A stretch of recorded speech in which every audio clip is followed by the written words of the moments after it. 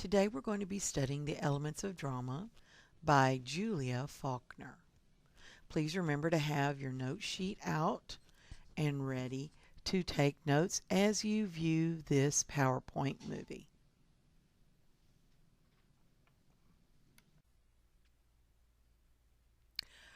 Our objective today will be to identify the elements of drama and a portion of at least a one-scene play using those elements of drama. Our essential question today is, how does an author's choices develop a plot and characterization? And our big picture will be that we want to be able to recognize and analyze the elements of drama in a play so that we can understand how an author's choices develop plot, conflict, and characterization. Remember, you're going to fill out your notes page as you watch this video. Pause it as necessary. The pen will indicate what you should be writing on your notes page. Please make sure that you get all of your notes. We're going to start out with drama. Drama is a genre or type of literature. It can be a play for the theater, for radio, or television. Some of the related terms that you need to know are a screenwriter. These are the people that write for the movies and for videos, or a playwright. These would be the people who write the plays that are being performed on stage, and the script is what they write.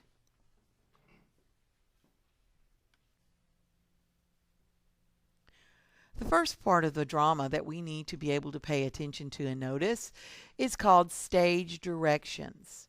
Stage directions are usually written in parentheses in a script to guide actors and directors. These stage directions tell the actor how to act, including what emotions to show, and how to set the stage with props. It can also provide background information such as a time, a setting, mood, or weather. So when we are reading a script, we need to pay attention to the stage directions. It can give us some very important information to help us analyze what we read. Here's an example of stage directions. In the stage directions below, we're informed as to how Gaston should act as he rallies the village to attack the beast. Notice the stage directions are in parentheses, in capital letters, or the names of the characters. And then behind that, in italics, tells the character what they should be doing as they're acting on stage. In this, it tells Gaston. He throws a torch into a haystack, creating an instant bonfire. He begins to prance around it, warning of the dangers of the horrible beast. Note, beast is also capitalized because that is also a character in the play. Dialogue is the next part of a drama that we need to look at. This is a conversation between two or more characters. It's kind of like dialing up a friend on the phone and you talk to him or her. In the example below from Beauty and the Beast, we see a conversation between Belle and Gaston. And Belle's trying to convince Gaston she's not interested. Notice that the character's name is in capitals, then it has a colon, and then the conversation or the dialogue happens after that. That would be what they would say. An actor or actress would read that. So here's the example. Gaston: hello, Belle. Belle: bonjour, Gaston.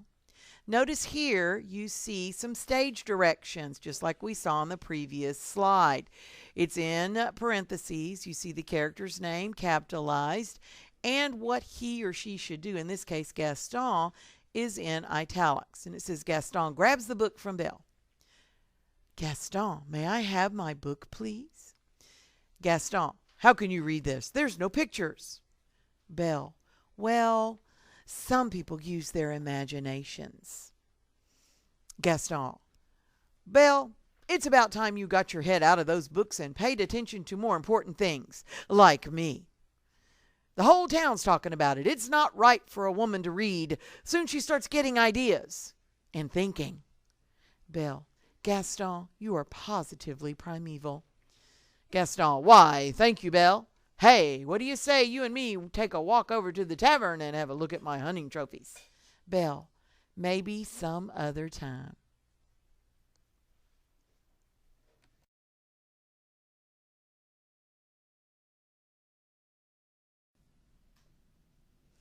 All right, next in a drama is a monologue. A monologue is an uninterrupted speech given by one character. Now, it may or may not be directed at another character, and it often gives extra information about the plot and characters. The main example is that there is only one character speaking. In the example below, we have LeFou, Gaston's sidekick, and he's bragging about Gaston to everyone in the pub. Notice you only see LeFou's name, and then behind the colon is what speech he would be making. LeFou, who you? Never, Gaston. You've got to pull yourself together. Gosh, it disturbs me to see you, Gaston, looking so down in the dumps. Every guy here'd love to be you, Gaston. Even when you're taking your lumps. There's no man in town as admired as you. You're everyone's favorite guy. Everyone's awed and inspired by you. And it's not very hard to see why. No one's slick as Gaston. No one's quick as Gaston. No one's neck is as credibly thick as Gaston. For there's no man in town half as manly, perfect a pure paragon. You can ask any Tom, Dick, or Stanley, and they'll tell you whose team they prefer to be on.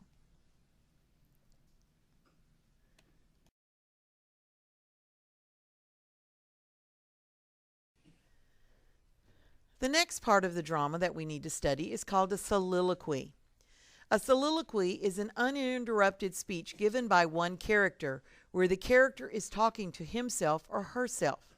It's kind of like to his or her soul, as in a soliloquy. Usually it reveals innermost thoughts and concerns of that particular character. In the example below, the beast is talking to himself, thinking about Belle. In the soliloquy, Beast is sad and defeated. He talks to himself as he's looking in the mirror after he lets Belle leave his castle. Notice again, Beast is capitalized because he is speaking, and this is what he says afterwards, thinking to himself. I'm just fooling myself. She'll never see me as anything but a monster.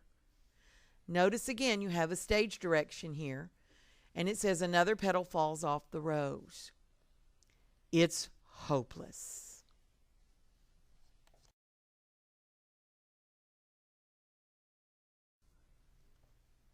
The next part of a drama that we need to look at is called the aside. It's also referred to as breaking the fourth wall. The aside is a comment or made by a character that goes directly to the audience, where the other characters can't see or hear what's going on. It's usually identified through the stage directions. It can be spoken or a wordless look. Most of the time, the other action freezes. And it breaks the fourth wall on the stage, which means it breaks the invisible barrier between actors and the audience.